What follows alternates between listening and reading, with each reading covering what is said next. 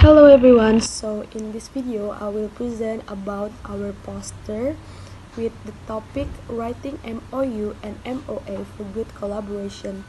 So my name is Misal Tobing and I will present about the background of MOU and MOA and their purposes.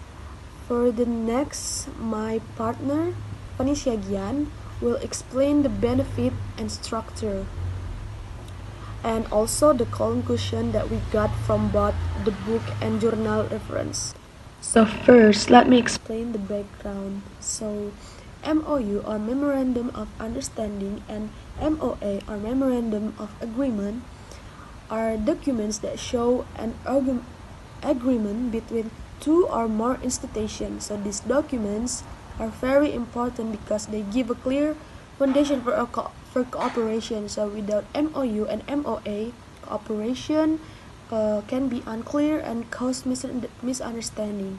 So based on the writing guide of MOU from the U.S. Department of Homeland Security, this is the book that we found. So we can see the MOU is not just a simple paper, it must be written with a proper structure, including introduction, purpose, scope, policies, responsibilities, and updates. So this structure makes the documents more professional and easier to follow by both parties. And the next I will explain for the first journal that we review that focuses on how institution manage MOU and MOA.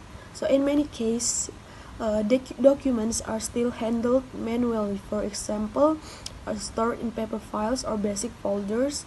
This often creates problems such as loose data, repeated files, or slow access.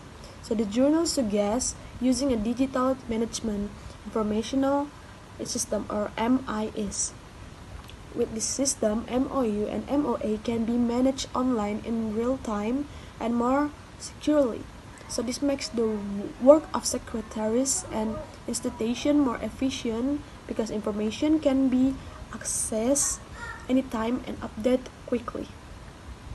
So, for the second journal that we review, the legal position of MOU in Indonesia, it explained that MOU is sometimes seen only as a moral agreement, not legally binding, but if an MOU fulfills the requirements of the Indonesian Civil Code, then it can actually have legal force.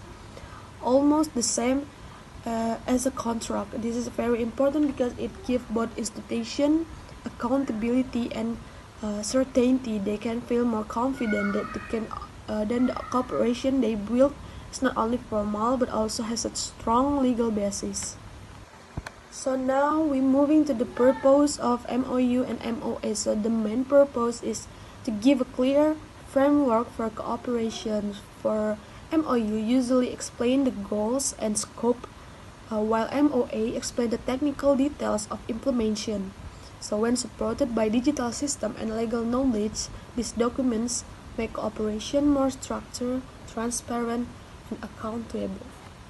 Thank you. Okay, the next is the benefits of Memorandum of Understanding and Memorandum of Agreement. So, for the benefits, Memorandum of Understanding and Memorandum of Agreement are very useful for both secretaries and institutions. For secretaries, this document help in preparing accurate and professional writing. With the support of digital system, they can also manage document more effectively and avoid losing important information.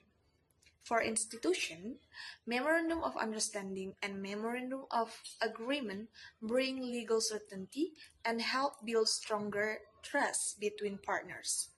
They reduce the risk of misunderstanding and provide a good foundation for long-term cooperation. Okay, the next we move to the structure of Memorandum of Understanding and Memorandum of Agreement. Memorandum of Understanding usually has 10 main parts, including introduction, purpose, scope, definitions, policies, procedure requirements, maintenance, oversight, compliance, and updates. Each of these parts has a clear function to make sure the agreement works well. On the other hand, Memorandum of Understanding has a slightly different structure. It usually includes title and parties, background, objectives, scope of cooperation, implementation, funding, durations, rights and obligation, dispute resolutions, and closing with signature. So, the structure explained in more detail how the cooperation will be carried out and maintained. After that, step for writing and Memorandum of Understanding and Memorandum of Agreement. The first step is identify parties and goals. So in this step, we have to decide who is involved and what the main purpose of the agreement is. And then the second is define scope clearly. Explain what the cooperation will cover, including duties, limits, and time period. And then the third is draft with formal, precise language. In this step, we have to write the agreement using clear, formal, and professional language to avoid confusion. And then the last part is review carefully and sign. Check the draft carefully, make sure all parties agree, then sign as mutual consent. For the conclusion, from the book and the journals, we can understand that Memorandum of Understanding and Memorandum of Agreement are more than just formal documents. They are tools that combine administration, technology, and legal aspects. Secretaries have very important role here because they act as a bridge that connects these three elements.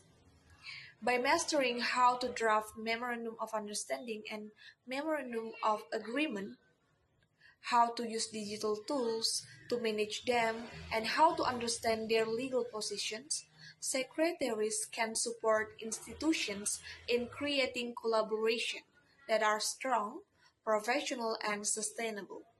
So that's all for our presentation. Thank you for your listening and watching this video.